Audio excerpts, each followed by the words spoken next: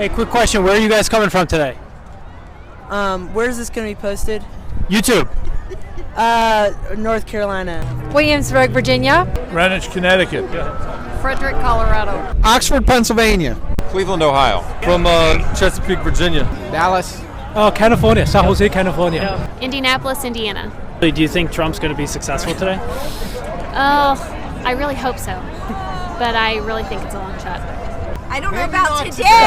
Okay. Not today. Okay. He will be successful. Yeah, I hear you on that one. Yeah. We're praying. I know. We're praying. That's right. What do you think has been happening to our freedom lately in this country? It's been being taken away in dramatic ways from the COVID-19 overreaches and the lockdowns, which are ridiculous, and we've let it happen. Absolutely. Do you think that the American people still have a vote in the ballot box?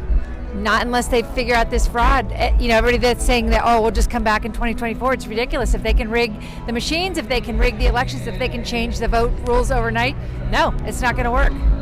Wow. So what do you think's been going on with China and their influence on the United States? I see the carbon copy of what happened in China happening in the U.S. overnight. Talking about the CCP? CCP, yes. From everything from people just feel like hopeless, helpless. Not just like when I feel like watching China as a citizen, yes. So I have to come here and voice our concern, and this is not acceptable. Yeah. So what can we do for the people who feel like their vote doesn't count? They feel like they can't go to work, they can't go to school, they can't vote. What are people to do? I believe this is a long struggle. If we don't succeed overnight, we have to form our idea or belief and mobilize the whole society. Right now, we lose everything. Lose our education, lose our media, lose our basic people thinking. That needs to be changed. Need to be fundamental change. That's a grassroots movement, and take this country back to where it's glory. It's make America great in the first place. Yes. So for people who feel like our vote doesn't matter, our money is being taken from us, like through inflation, we can't go to school or work, our jobs are being taken, our healthcare is being taken under the control of big corporations. How do we fight back and assert our independence as individuals? I mean, I personally just make the hard choices, keeping your kids home to teach them, going ahead and saying no to that health care and paying a fine. Living the hard life, making hard choices, that's what we've chosen to do, and that's what we'll keep doing. What's your message for Americans who are fed up and who are at the breaking point? Like, what do they do?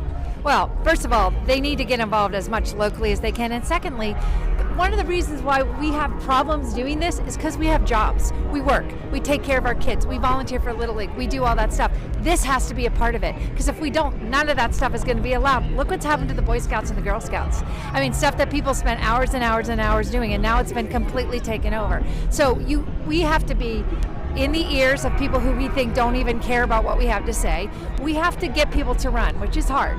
And we have to be able to go and stand up at meetings. We have to write letters to the editor. We have to be a part of Kiwanis. We have to talk about the things that count to our neighbors. We have to have those uncomfortable conversations, because otherwise we're not going to have any options. As you think about your own retirement, what are you doing to prepare for your own financial safety and security net in the future? Honestly, we just trust in the Lord, because it's hard to raise a family these days, and so we just do our best with what we're given. Amazing. Have you heard of Bitcoin, and what are your thoughts about it? Yeah, I have a little bit.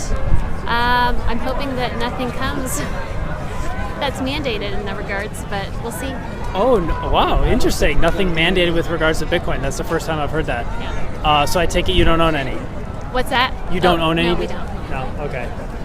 Do you think you might own Bitcoin in the next 5 years? I don't know. I really don't know. Have you heard of Bitcoin? Yes, I have. Yeah, do you own any? Yes. Oh, awesome. How long have you had it? About 6 months now. Okay, that's pretty good. How does it make you feel owning it? Makes me feel good. Does it make it easier to sleep at night?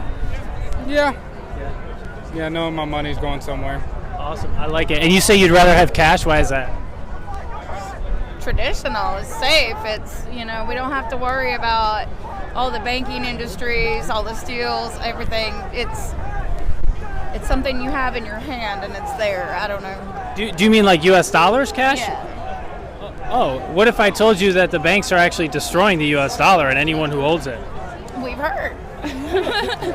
So you want to hold U.S. dollars or you want to hold something else? I'd rather have my money. I'd rather have U.S. money. Okay. That's what we were founded on. That's how, it's traditional. We get a little too ahead of ourselves sometimes. Yeah, I hear you. Well, thank you and God bless America. Have you heard of Bitcoin? Yes. Do you own any Bitcoin? I got in one that I can get one, but I get gold and silver. Ah, very nice. You take physical possession, gold and silver? Yeah. That's the way to do it. I like it. Yeah. Yeah, they're destroying the dollar every day, taking our value. Reset. Yeah. We got to get rid of. I took most of my money out just for bill money because they're going to shut the banks down. Yeah, definitely. I agree with you. So what advice do you have for people who want to protect their wealth and maybe they're hoping to retire someday? What would you tell them to do? Well, I'm not an advisor, but what I do is I'm buying gold and silver. You do what the banks do. They're buying gold and silver. Amen. I love it. Thank you so much. Have you heard of Bitcoin? I have. And do you understand it? Do you own any?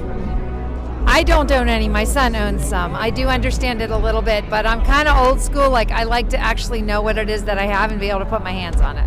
Okay, fair enough. What about gold and silver? Do you own any gold or silver?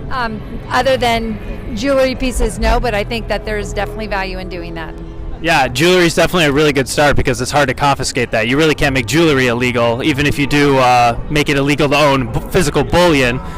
And that has happened before. There was like a 34-year period or something where it was illegal for Americans to own gold in this country, which is unbelievable. So do you think that Bitcoin is going to catch on and become more popular? Oh, I think it already has. I think we have to see what happens, but we're going to see hyperinflation as a result of the tremendous spending that we have, money that we don't have, that we've been given overseas, but also even a lot here that doesn't need to go where it needs to go. It's what you call pork. And so we're going to see inflation, and we need to have something that really goes against it. But most people have absolutely no idea what their money is, how they finance anything. They think they're going to retire. It's not going to happen for a long time for most people. Yeah, you're absolutely right. I love that you mentioned hyperinflation. A lot of people, I think, don't see that coming.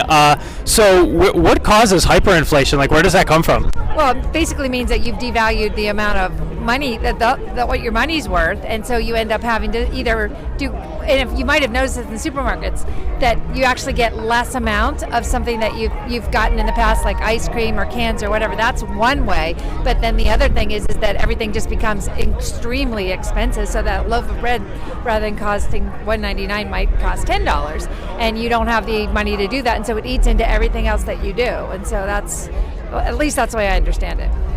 Are you familiar with Bitcoin? What are your thoughts on Bitcoin? No thoughts on Bitcoin. No thoughts on Bitcoin. What are your thoughts on the U.S. dollar and the Federal Reserve? No thoughts on the U.S. dollar and Federal Reserve. Okay, what about you? You got any thoughts? I like Bitcoin. You like Bitcoin? Yeah, why not? Okay, yeah. Why do you like Bitcoin? Because you can't print it, or at least the governments can't print it. Yeah, amen. That's the only thing going for it, but that's the one thing against everything else we use for money. Do you own Bitcoin? No. No? Oh, why not?